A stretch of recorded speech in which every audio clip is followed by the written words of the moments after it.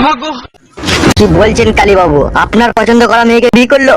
শুধু কি বাড়া বিয়ে করেছে, আমাদের কালী বাবুর বউকে নিয়ে এমএলএ সাহেব ঘুরতে মারছে। এই নারা চুপটি বল, তাহলে মাথায় স্যান্ডেল করে মারবো। হ্যাঁ, তোকে যেটা বলছিলাম কালু। হ্যাঁ বলো।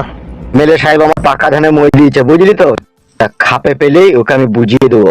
যে আমার কি হবে কালী বাবু? তুই কি করতে চাস? আমি চাই এমএলএ বিকাশ দত্তকে পৃথিবীর বুক থেকে নিশ্চিহ্ন করে দিতে। গেলে বাড়া সময় লাগবে, অত তাড়াহুড়ো করলে হবে না। তুই কি বলছে কালু? আমি হচ্ছে একটা সাধারণ গুন্ডা মস্তান, তাই ওর সাথে আমি এখন হরাম করে ঝাঁপ তুলতে পারবো না।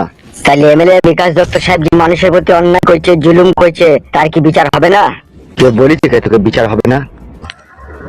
তাই এমএলএ বিকাশ দত্ত সাহেবের কাছে এখন পাওয়ার রয়েছে, সে এখন যা করবে এখন তাই মানতে হবে।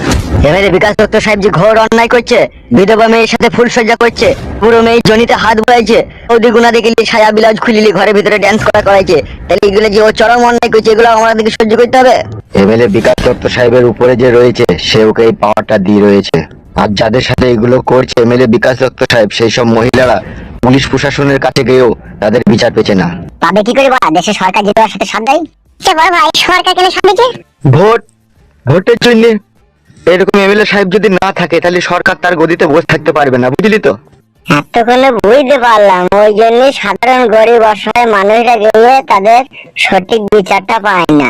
তুই বুঝতে পেরেছিস তো বেশ ব্যাপারটা? তোকে কিন্তু আমাদের সাথে কাজ করতে হবে কাল ওকে সাহায্য করতে গেলে। আমি করতে রাজি আছি। ঠিক আছে, তাহলে শোন, প্রথমে আমার লোকজন দিয়ে ওর আগে ডানা পাকনা কটাকে ছেঁটে দেবো। এমএলএ সাহেবের তো মাগির নেশা আছে, ঠিক আছে? ওকে মাগির নেশায় ফেলে ওই মাগির হাত দিয়ে ওকে গুলি করাবো। এটাই হচ্ছে আমার শেষ প্ল্যান, বুঝলি? বুঝতে পেরেছি কালী ভাই। ঠিক আছে, তুই এখন যা, কালকে আসবি। ঠিক আছে ভাই, তাহলে আসছি। হ্যাঁ হ্যাঁ ঠিক আছে, যা।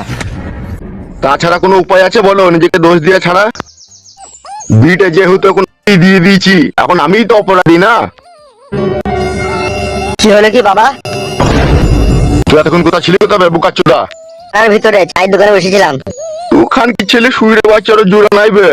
গান মারাই দেন, আমাকে গাল দিচ্ছ কেন সুপ সুমদে? চুদির বেটা, খানকি ছেলে, বইয়ের কাছে তো সুবার বেলা শুসবে 3 বার 4 বার করে। বউটাকে বুঝাইতে পারি না যে বারবার মায়ের বাড়ি যাওয়া হবে না? ভাড়া কি হয়েছে কি? মাল মুকুচুদা, সব জেনে শুনে না জুনার ভান করিস কেন বে? কাদা কি হয়েছে বলো ভাড়া, ভালো তো চিল্লাচিল্লি না করে। ও মায়ের বাড়ি যাবো যাবো বলে কাঁদছি রে। কাঞ্চি আমি কি করবো ভাড়া? পার্টি দেও ঢেমুনকে। আর তুমি আব্বা শালা, তুমি শালার দোষ আছে। শালাকে না ডান হাতে করে থাবড়িয়ে দেবো, আমার কি দোষ বে? দোষ নাই ভাড়া, তুমি বিটা দেওয়ার সময় বাপকে বলে দিলে না যে বারবার এখানে আসা যাবে না? চুদির বেটা, ওইসব বলি কই আবার বিয়ে দেওয়া যায় বে? তাহলে মেয়েই দেবে না যাবে?